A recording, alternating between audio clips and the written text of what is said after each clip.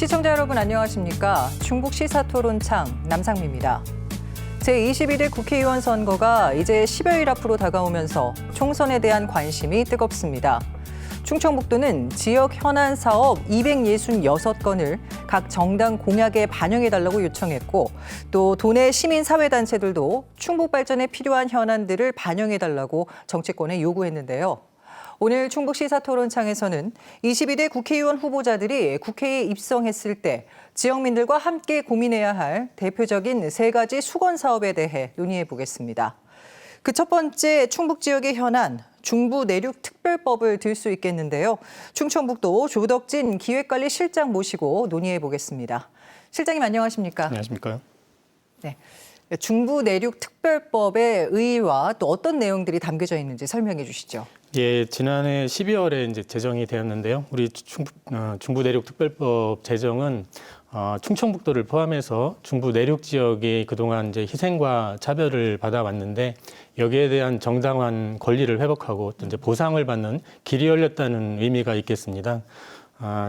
저희가 그동안 국가 성장 전략의 축이 7, 80년대는 동해안 시대 그리고 이제 90년대는 서해안 시대 이렇게 성장을 하면 과정에서 뭐 수도권과 비수도권의 또 차별화도 좀 극단화됐고 또 특히 연안 중심으로 이제 국가 성장 발전 전략이 가다 보니까 우리 중부 내륙 지역 같은 경우는 각종 성장 혜택에서 소외되어 온 게 사실이거든요. 예. 그리고 이제 또 그 수도권이나 충청권의 그 식수와 또 산업용수를 공급하는 주 원료가 저희 충주댐, 대청댐인데 저희가 이러한 충주댐, 대청댐도 가지고 있고 또 이제 백두대간이나 국립공원을 가지고 있다는 이유만으로 각종 이제 규제 그리고 좀 희생만을 강요받아 왔었습니다.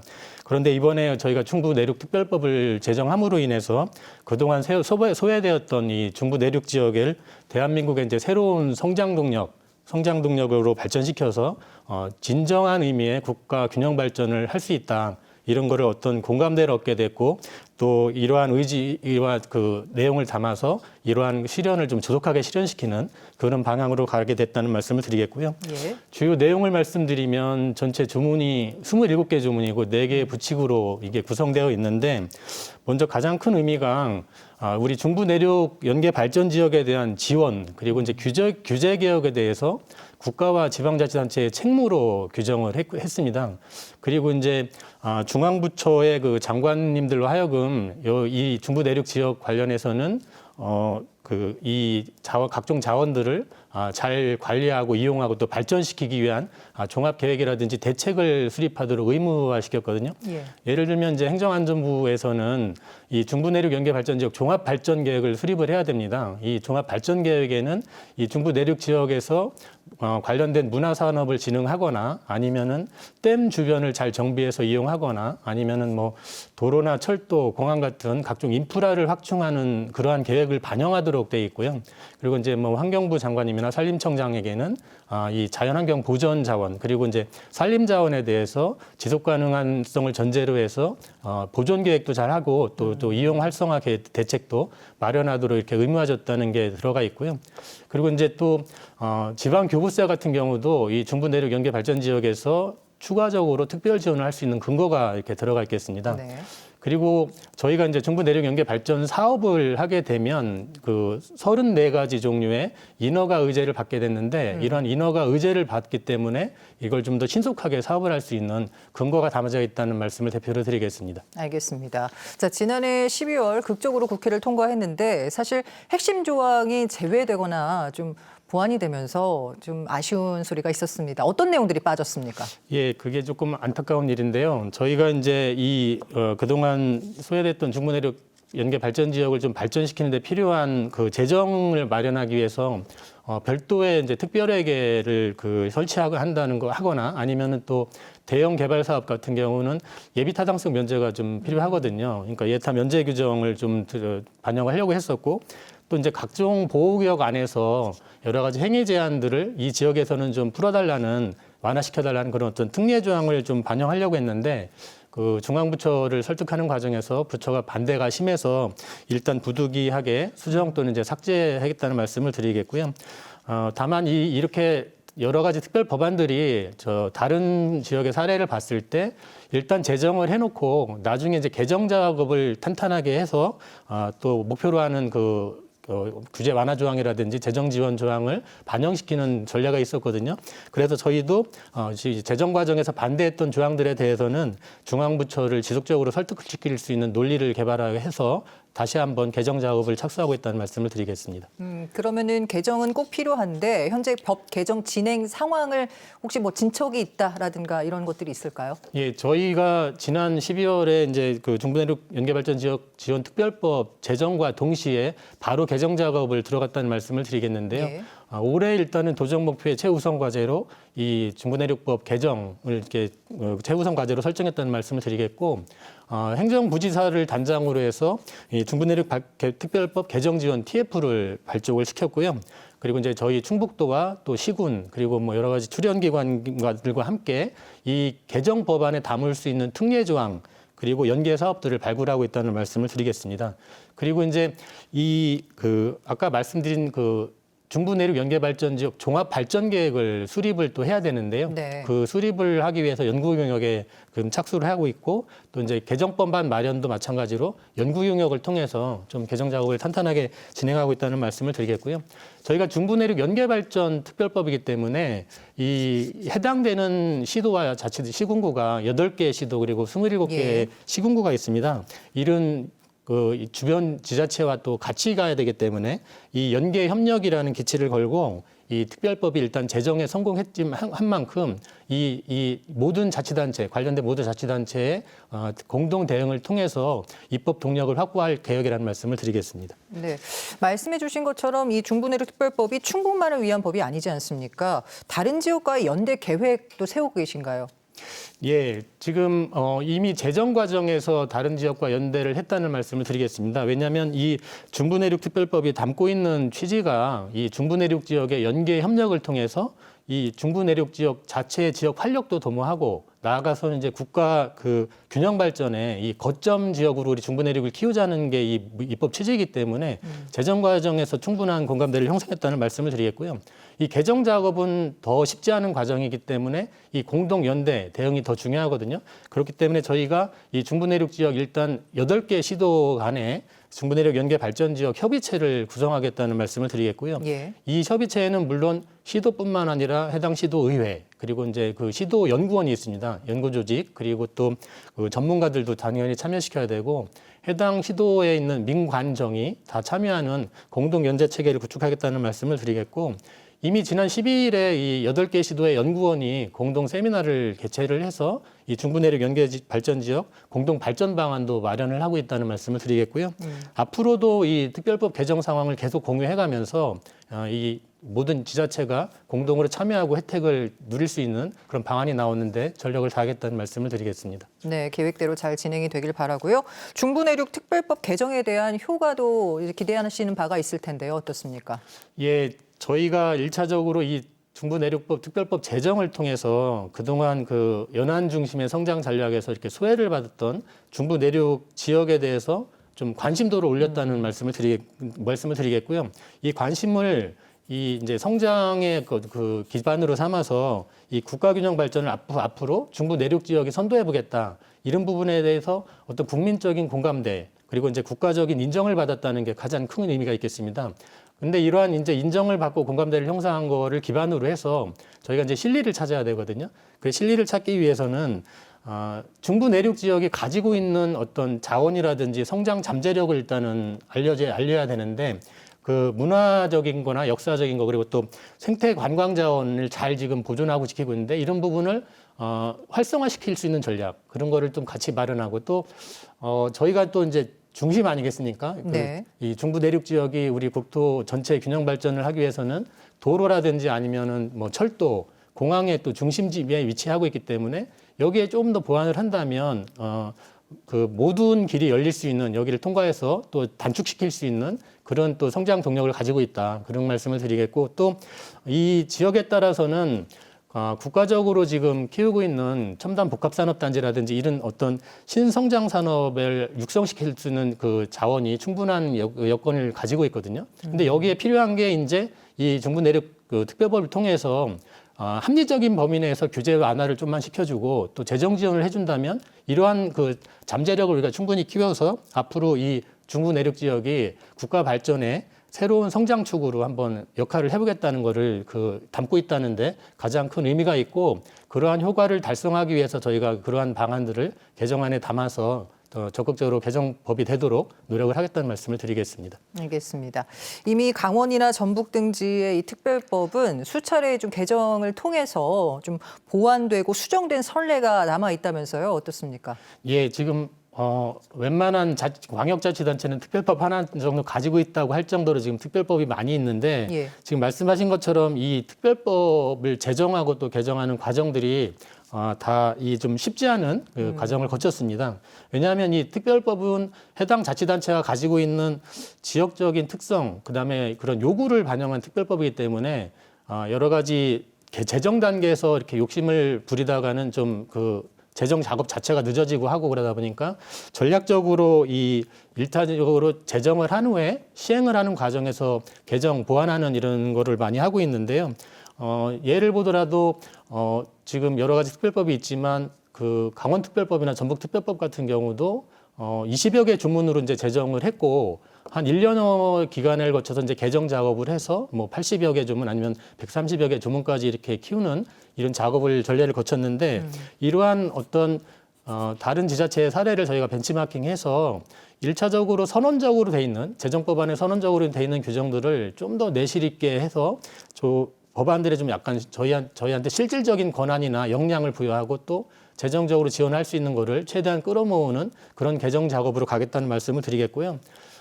특별법 중에서도 다른 특별법은 약간 저희랑 성격이 다른 게 자치권을 지향하는 자치법적인 성격이 있다면 저희는 중부 내륙 지역의 어떤 균형 발전을 지원하는 균형법인 성격이 있거든요. 그렇기 때문에 저희 특별법의 개정을 통해서 국가 전체적으로 누릴 수 있는 효과가 더 크다. 이런 논리를 잘 개발을 해서 좀 설득 작업을 하겠다는 말씀을 드리겠습니다. 그리고 지금 아까 말씀드린 것처럼 여러 가지 선례라든지 규제 완화 조항, 거기에 필요한 논리 이런 걸 개발해서 실효성 있는 개정법이 되도록 더 노력하겠다는 말씀을 드리겠습니다. 네, 어쩌면 이 설득하는 과정이 굉장히 중요할 텐데 여기에 국회의 힘이 빠져서는 안 될 것 같습니다. 어떤 대책들이 있으신가요? 예, 저희가 이 법을 1년도 안 되는 기간 동안 제정하는 과정에서도 중앙부처 설득하고 또 국회 심의를 통과하는 과정에서 국회와 중앙정부의 도움을 많이 받았습니다. 지금 개정 작업에는 이러한 도움이 더 크게 요청된다는 말씀을 드리겠고요. 먼저 여야 할 것 없이 지역 국회의원님들과 이제 연대를 통해서 개정 입법의 어떤 입법 동력을 확보하는 게 가장 중요하다고 하겠습니다. 그래서 저희가 이제 22대 총선이 끝남과 동시에 당선되신 국회의원님들께 개정 법안에 대해서 이제 대표 발의를 건의드릴 예정이고요. 또 이거를 시작으로 해서 지역 국회의원님들 그리고 이제 지역이라고 하면 저희 충북 지역도 해당되지만 중부 내륙 연계발전 지역의 지역구를 가진 모든 국회의원님들이 해당됩니다. 그렇기 때문에 이런 국회의원님들과 특별법 개정 상황을 공유를 하고 또 이제 필요한 협조를 요청드릴 예정이고요. 또 이제 정부 부처에서의 동의가 또 전제되어야 되기 때문에 정부 부처를 상대로 한 어떤 설득에서도 지역 국회의원님들과 또 연대해서 협력을 해 나가겠다는 말씀을 드리겠습니다. 그리고 또 이제 민관정에서도 많은 역할을 해주고 계신데 국회에서의 어떤 각종 토론회라든지 입법 촉구 결의대회 이런 어떤 움직임이 필요하면 이러한 움직임에 대해서도 주민 공감대를 바탕으로 해서 여러 가지 협력체를 구축하고 또 이렇게 공동 대응하겠다는 말씀을 드리겠습니다. 알겠습니다. 자, 끝으로 이 법이 충실히 개정되기를 바라는 도민들께 한 말씀 부탁드리죠. 저희 중부내륙 연계발전지역 특별법이 조기에 제정될 수 있도록 도와주신 데 대해서 깊은 감사를 드리겠습니다. 1896년에 저희 충북도청이 만들어진 이후에 이 충북에서 이렇게 특별법 형식으로 지원을 하는 특별법이 이렇게 제정된 게 최초라고 하는데요. 제정된 데에는 민관정을 중심으로 해서 도민들의 적극적인 참여가 바탕이 되었다고 말씀을 드리겠고요.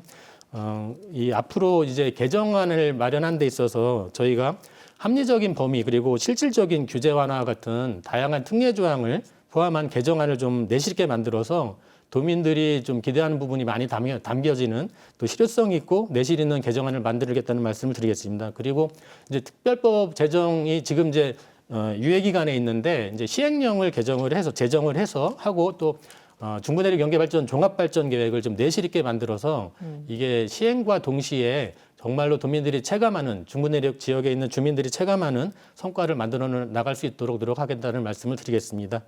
중부내륙 지역 주민 모든 주민분들의 지속적인 관심과 성원을 부탁드리겠습니다. 네, 오늘 말씀 고맙습니다. 예, 감사합니다. 네, 도민들의 지속적인 관심도 필요할 것이고요. 또 22대 국회에서도 지속적인 관심을 가져주시기를 부탁드립니다. 지금까지 충청북도 조덕진 기획관리실장과 함께했습니다.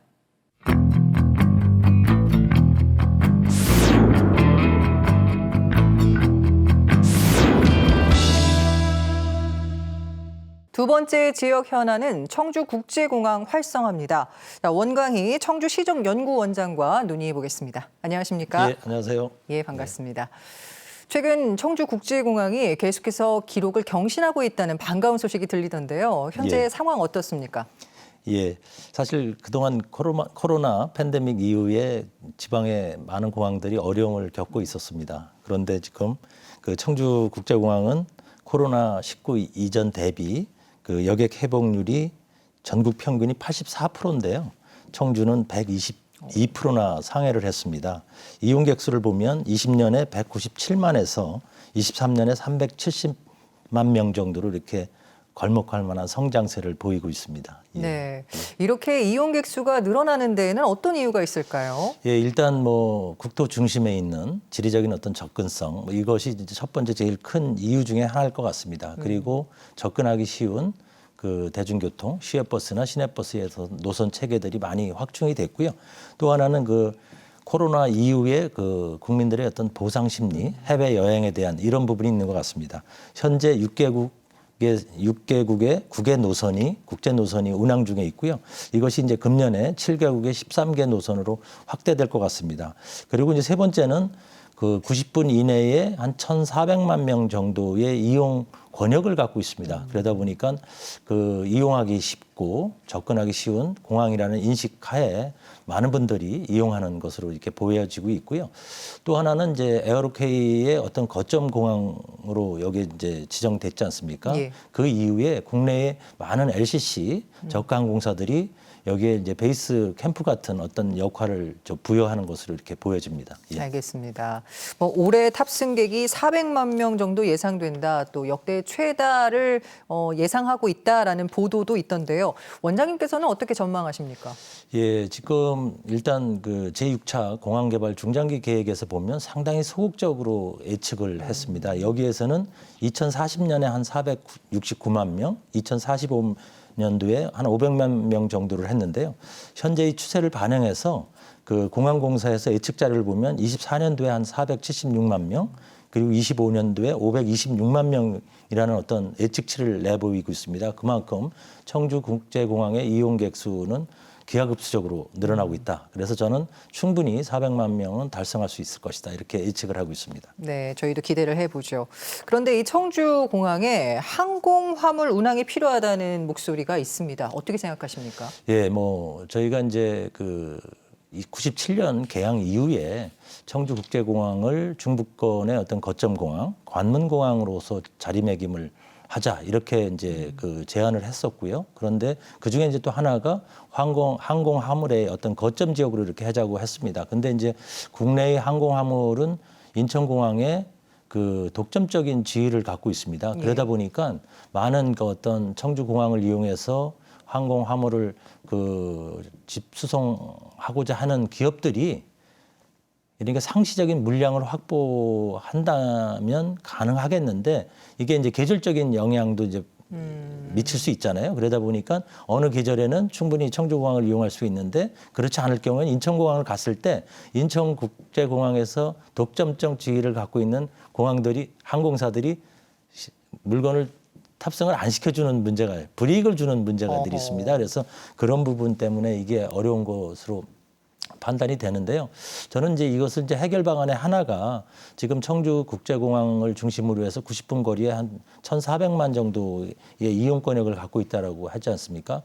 그래서 청주국제공항을 거점으로 한 그 항공 그 수출 알선 업체들의 어떤 그 모기지화 거점 전략, 육성 전략 뭐 이런 것을 하면서 점차적으로 청주공항을 항공 화물의 어떤 거점 지역, 거점 공항으로 이거 육성하는 전략을 좀 펴야 되지 않나 이렇게 보고 있습니다. 예. 알겠습니다. 자, 청주공항의 기능과 역할에 대해서는 어떻게 생각하고 계시는지요? 사실 청주국제공항은 국가의 거점 공항으로 처음에 출발을 했습니다. 그러다가 이제 영종도 공항이 만들어지면서 청주국제공항이 국가의 어떤 허브 공항에 이제 지위를 이제 상실하게 됐었죠. 그 이후에 뭐 사실 행정 중심 복합 도시가 들어오고 또 오송역 또 여러 가지 주위에 뭐 방사선 가속기라든가 국가의 어떤 새로운 어떤 신첨단 산업들이 이렇게 그 자리를 잡으면서 청주공항에 대한 어떤 재평가 또 기능이나 유상의 어떤 재정립 뭐 이런 논의들이 있습니다. 그렇기 때문에 이제는 청주국제공항을 행정수도의 어떤 관문공항 또 그 중부권 그 거점공항 그리고 수도권 공항을 대체할 수 있는 공항. 이 대체공항은 지금 남북 간의 어떤 그 관계성과 연계돼서 나타날 수 있는 문제인데요. 바로 이제 그 휴전선과 이제 접하고 있는 데가 이제 인천공항이지 않습니까? 그래서 이제 그런 어떤 기능이 상실됐을 때 그것을 대체할 수 있는 공항으로 청주공항이 유력하게 이렇게 점쳐지고 있다. 이렇게 말씀드릴 수 있겠습니다. 네, 청주공항 활성화 대책 중에서 이 시설 확충 이야기는 뭐 빠지지 않습니다. 예, 꼭 예. 필요한데요. 어떤 것들을 좀 해야겠습니까? 지금 이제 단기, 중기, 장기로 이렇게 나눌 수가 있는데 단기로는 이제 주차장을 이제 지금 상당히 많이 확보가 됐는데도 불구하고 그 공급 대비 수요가 너무 많은 상황입니다. 그래서 이제 주차장의 확장 계획들이 이제 필요할 것 같고요. 또 지원 시설로는 공항공사나 항공사나 또 조업사의 어떤 사무실이라든가 여러 가지의 어떤 자재창고, 휴게시설 이런 지원 기능도 상당히 좀 부족합니다. 그리고 이제 주기장 확충이 필요한데요. 항공사들이 기내 청소나 승하기와 관련돼서 그 비행기를 뭐 그 가벼운 어떤 그 편의 시설이라든가 정비할 수 있는 그때 이제 대기할 수 있는 이제 주기장의 어떤 확장 문제도 필요할 것 같고요. 지금 여객 터미널이 이제 국내와 국외를 같이 쓰고 있는데 이것을 이제 분리하는 이런 문제들도 있을 수 있겠습니다. 그리고 이제 중기 전략으로는 이제 활주로 연장이죠. 2,744m 가지고는 상당히 이제 부족합니다. 그래서 이 적재적량 그러니까 그 대형기가 뜰기 위해서는 그 100%를 이제 그 탑재를 해야지 수익이 나지 않습니까? 근데 지금 한 82% 정도밖에 탑재를 못하고 이렇게 뜨게 됩니다. 그래서 이러한 어떤 그 활주로의 길이를 확장하는 문제 뭐 이런 부분이 있고요. 마지막으로 이제 현재 논의되고 있는 민간 전용 활주로를 확장하는 문제입니다. 이것은 사실 그렇게 뭐 단시간에 걸쳐 이제 성과를 내기는 이제 어려운 측면이 없지 않지만 지금 현재 충청북도에서도 이 민간 활주로 그 신설에 대한 논의가 상당히 깊이 있게 진행되지 않나 이렇게 보여지고 있습니다. 예. 예. 그런데 사실 출발점이 예. 민군 복합공항이기 때문에 예, 예. 사실상 제약이 많지 않습니까? 예, 예. 지금 민간 활주로 신설 같은 경우도 어려운 벽이라고 할 수 있을 텐데요. 예, 예. 어떻게 가능할 거라고 보십니까? 상당히 쉽지는 않을 겁니다. 그렇지만 지금 도를 중심으로 상당히 많은 이제 노력들을 하고 있고요. 최근에 이제 충청북도에서 청주 국제공항 종합발전계획을 이제 수립에 들어간 걸로 알고 있습니다. 그러면 여기서도 이제 논의가 될 텐데요. 현재는 이제 두 개의 활주로를 갖고 있습니다. 하나는 이제 군이 이제 전용으로 하는 거고 하나는 민과 군이 이제 같이 쓰는 부분인데요.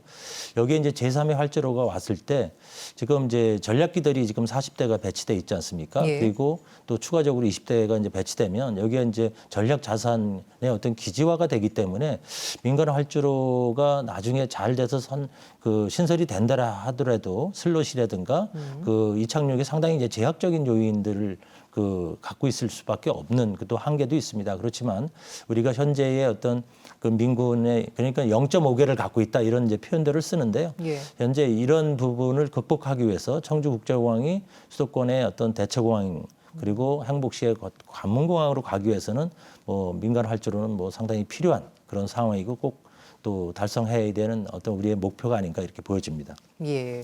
자, 공항 시설 확충과 더불어 예, 예. 접근성도 우리가 빠뜨릴 수가 없는데요. 예. 뭐 교통망이라든가 철도망 어떻게 진행되고 있습니까? 지금 이제 철도망은 뭐 당장 그 목전에 둔 것이 이제 천안까지 내려와 있는 수도권 전철을 공항까지 연장하는 그런 그 노선이 하나 있고요. 또 하나는 이제 충북선 고속화 그래서 이제 기점이 이제 공항에서 이제 봉양까지 연결이 되는데요. 그리고 나서 이제 지금 계획되어 있는 것이 이제 동탄에서 내려오는 그 수도권 그 철도, 그리고 또 하나가 이제 최근에 여러 가지 이제 곡절 끝에 지금 에타 또 대상으로 또 민자 적격성 그 심사에 들어가 있는 충청광역철도 청주 도심 통과가 또 여기 이제 연결이 되는데요. 이런 이제 철도망들이 지금 29년도, 뭐 34년도 뭐 이렇게 좀 상당히 좀 시기적으로 너무 늦게 좀 추진되는 감이 없습니다. 이것을 이제 조기에 이제 그 좀 시기를 좀 조절하는 이제 그 문제도 있고요. 또 하나는 이제 도로망에서 그 지금 민자로 추진하고 있는 영동에서 그 오창에서 영동까지 가는 뭐 이런 중부 내륙 육축 보안 고속도로 뭐 이런 부분, 그리고 뭐 여러 가지 이제 중부 고속도로와 이제 경부 고속도로 연결 도로가 남북 사축 보안 고속도로인데요. 그것이 이제 그 현재는 그 옥산에서 오창으로 해서 증평 IC를 통해서 다시 이렇게 가는데, 그것이 바로 공항을 뭐 접근하게 한다든가 이런 이제 국가의 어떤 국가 기관망들이 조기에 좀 그 계획대로 추진이 된다면 뭐 상당히 접근성은 더 개선될 수 있지 않을까 이렇게 보여집니다. 알겠습니다.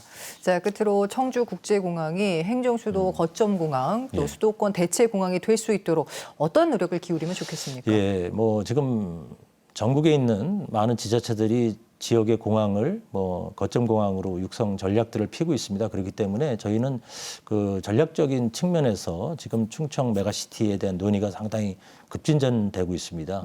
그리고 그렇기 때문에 우리가 이 청주국제공항을 충북만의 어떤 공항이 아니라 충청 초강역권 그 메가시티의 어떤 거점 공항이라는 인식하에서 충청민들이 같이 힘을 모은다면 충분히 그 어떤 행복시의 어떤 관문공항이나 수도권 대체공항으로서 또 중부권의 유일의 어떤 거점 공항으로서 자리를 잡지 않을까 이렇게 기대를 하고 있습니다. 예. 네, 오늘 말씀 고맙습니다. 예, 고맙습니다. 청주공항 활성화에 대한 논의는 해마다 이루어졌지만 가시적인 성과가 이번에는 꼭 나왔으면 좋겠습니다. 지금까지 원강희 청주시정연구원장과 함께했습니다.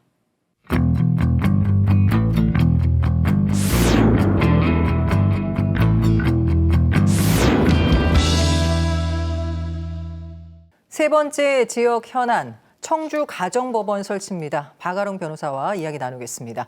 변호사님 안녕하십니까? 안녕하세요. 예. 자, 그동안 청주 가정법원 유치를 위해서 법조계와 또 정치권에서 열심히 움직였지만 21대 국회에서는 사실상 통과가 되기 어려워 보이는데요. 좀 아쉬우시겠습니다. 어떠세요? 네, 그렇습니다. 그 2020년 8월에 관련 법안이 발의가 됐지만 아쉽게도 법사위의 문턱을 넘지 못했습니다. 21대 국회의원의 임기가 만료되면 기존 법안이 자동 폐기가 되지 않겠습니까? 그러나 가정법원 유치가 좌절되었다고 하기에는 지금 그렇게 생각하실 만한 상황은 아니신 것 같고요. 여러 자리에서 말씀을 드린 바 있지만 가정법원이 각 지역의 순차로 이제 설치가 되는데 이제 새로 설치된다면 충북 또는 전북의 차례이기 때문에 22대 국회에서 다시 추진되기에 충분한 안건인 것으로 생각이 됩니다. 네, 계속해서 포기하지 않으실 거죠? 그럼요. 예, 알겠습니다. 자, 근데 이 가정법원이 설치되어 있지 않은 지역이 이제 몇 군데 남지 않았어요? 네, 그렇습니다. 1963년에 서울가정법원이 최초로 설치된 이래 지금 울산과 수원을 포함해서 전국 8곳에 이미 설치가 되어서 운영이 되고 있고요. 2025년에는 창원가정법원의 개원이 확정이 되어 있는데요. 지금 전국에 가정법원이 없는 광역시도는 충북, 전북, 강원, 제주 4곳뿐입니다. 그렇습니다. 자, 그렇다면 이 충북처럼 가정법원이 없는 지역에서는 가정법원이 해야 할 일을 지금 어디서 대신하고 있는 건가요? 네, 가정법원은 이혼, 상속 등 가사재판과 소년, 가정, 아동학대 등 사건의 보호처분 절차를 담당하는 법원인데요. 법원 설치법은 가정법원을 지방법원과 같이 전국 각지에 설치하는 것을 목표로 하되 현실적인 여건상 아직 설치가 어려운 지역에서는 지방법원에서 그 역할을 겸하도록 하고 있습니다. 지금 우리 충북의 경우에는 청주지방법원 그리고 충주 등 3곳에 지원해 가사와 소년 사건을 담당하는 재판부를 두고 있습니다. 그러니까 전문적인 곳이 아니기 때문에 사실은 이게 그렇죠. 예, 그렇기 때문에 우리가 우려하는 바는 뭔가 이제 사법 서비스가 좀 떨어지지 않을까라는 그런 마음도 있는데 어떻습니까? 네, 가정법원이 아무래도 전문적인 어떤 그런 절차가 필요하기 때문에 전문 법원을 따로 두고 있는 것인데 지금은 지방법원에서 일반적으로 다 다루는 법원에서 지금 하고 있는 거잖아요. 네. 우선 법률 서비스의 질적 측면에서 가정법원이 생기는 경우에는 어떤 것이 달라질지 살펴보면 가정법원이 따로 있는 곳은 법관 그리고 담당 직원의 수라든지 전문성, 배정되는 예산 등에서 이점이 있습니다. 그러니까 예산이 독립적으로 이렇게 편성이 되기 때문에 훨씬 사업 같은 것들을 하기가 편하거든요. 그리고 이게 지금 지방법원에서는 소속 법관과 직원이 민사, 형사 등 다른 사건의 업무와 이렇게 병행을 하거나 아하. 아니면 1, 2년 정도 짧게 담당하고 또 다른 분야로 순환보직이 실시되고 이렇게 하기 때문에 가사나 소년 분야에서 연속성을 가지고 진행되어야 할 뭐 정책이라든지 사업 이런 것들을 펼칠 만한 여건이 충분하지가 못하고요. 이혼이나 상속재판의 경우에는 이제 조기의 조정으로 끝나지 않으면 1년은 거뜬히 넘기거나 아니면 2, 3년씩 걸리는 사건도 다수 있는데요. 이게 중간에 이제 담당 판사나 직원이 바뀌게 되면 아무래도 기간이 늘어날 수밖에 없겠고 또 재판 진행 방향이 달라지는 경우도 중간에 생기지 않겠습니까? 당사자 입장에서는 좀 불이타가 되는 것이죠. 가정법원이 업무를 전담하게 된다면 절차 진행도 보다 신속해질 것이고 재판도 그렇고 사법정책 집행도 그렇고 훨씬 유기적으로 될 수 있을 것 같습니다. 네, 가정법원이 설치됐을 때 조금 더 유기적인 그런 그렇습니다. 질을 높일 수 있을 것이다. 자, 그러면 양적 측면에서는 어떤 부분들을 좀 기대해 볼 수 있을까요? 우리가 법원이라고 하면 보통 이렇게 잘잘못을 가리는 그런 사건만 담당하는 곳이라고 생각을 하시잖아요. 그런데 가정법원은 법원의 고유의 이런 재판 기능에 더해서 이혼 부부나 입양 부부를 위해서 양육 교육도 실시하고요. 그리고 비행을 저지르거나 저지를 위험이 있는 보호 소년들에 대해서 처분 전 교육도 실시를 하고요. 또 면접 교섭에 어려움을 겪는 비양육친 그리고 자녀를 위해서 상담도 제공하고 장소도 제공을 합니다. 기타 후견인 교육과 상담 등 가족 내 갈등이나 청소년 문제 같은 것들을 함께 고민하고 대처해 나가는 그런 후견적인 역할을 하는 곳이 바로 가정법원이거든요. 법원이 제공하는 이런 진일보한 형태의 서비스를 우리 충북 도민들도 차별 없이 누릴 필요가 있겠습니다. 네. 자, 이 가정법원이 꼭 필요하다는 의견에 대해서는 이견이 없으실 것 같은데 왜 설치가 늦어지는 걸까요? 그러게요. 지금 각계에서 사실은 이건 반대할 만한 법안은 아니지 않겠습니까? 근데 가정법원이 새로 설치되려면은 법률의 개정이 이제 필요한데 현실적 여건을 고려해서 지역별로 순차 설치가 되고 있고 사건 수가 월등히 많아서 꼭 필요한 곳들, 반드시 다른 곳들보다 상대적으로 더 필요한 곳들은 이미 설치가 다 되었습니다. 그렇기 때문에 남은 지역들은 사실 해당 지역구의 국회의원들이 얼마나 이제 의지와 힘을 가지고 이것을 밀어붙여서 추진하는지에 따라 시기가 당겨질 수도 있고 늦어질 수도 있는데요. 단적인 예로 울산 같은 경우에는 부산에 이미 가정법원이 있지 않겠습니까? 네. 그래서 이제 고등법원 사건, 그러니까 항소된 사건은 가정법원에서 담당을 하고 다 하고 있었는데 그리고 관할 인구나 가사 소년 사건의 수도 충북보다 울산이 적습니다. 그런데 2018년 3월 지금 벌써 6년 전이죠. 이미 설치가 되어서 운영이 되고 있거든요. 충북 지역 국회의원들께서 책임감을 가지고 22대 국회에서는 꼭 유치가 성사되도록 애써 주시기를 부탁드리고 싶습니다. 알겠습니다. 자, 끝으로 가정법원 유치를 위해서 필요한 일은 무엇이라고 생각하시는지요? 네, 우리 충북의 경우에는 가사과라든지 면접교섭센터 등이 이미 문을 열어서 실무적인 여건은 상당 정도 갖추어져 있는 상태입니다. 그리고 지난해 이제 뭐 저희 방송도 한번 다뤄주셨고요. 토론회를 2차례 열고 그리고 도의회, 시의회 결의문, 시민단체 성명 등 도민들의 뜻도 어느 정도 모아져 있는 그런 상태거든요. 그럼에도 법안이 발의되고 약 3년 이상을 법사위에 머무르다 폐기된 경험을 우리가 지금 폐기될 수순일 경험을 이제 하고 있지 않겠습니까? 이제 그런 만큼 이제 새로 구성될 국회에서는 우리 도민의 뜻을 대표하는 의원님들께서 보다 빠르고 힘있게 법안 발의와 통과를 위해 애써주셨으면 좋겠고요. 또 충북도나 교육청, 청주시에서도 힘을 보태주실 것을 기대를 하고 있습니다. 저희 법조계는 학계 그리고 시민사회 등과 연계해서 지속적으로 도민들의 열망 을 모으고 또 이것을 입법자들에게까지 전달할 수 있도록 최선을 다할 것입니다. 네, 많은 관심을 부탁드려야겠군요. 네. 자, 지금까지 박아롱 변호사와 함께했습니다. 고맙습니다. 네, 감사합니다. 매번 선거철이면 수많은 공약들이 쏟아져 나오는데요. 그중에서도 우리 지역민들에게 필요한 공약은 무엇인지, 또 지역 발전을 위해 어떤 정책과 공약들이 필요한지 후보자들이 조금 더 관심을 갖고 힘을 실어주셨으면 좋겠습니다. 충북 시사토론창 여기서 마칩니다. 시청해주신 여러분 고맙습니다.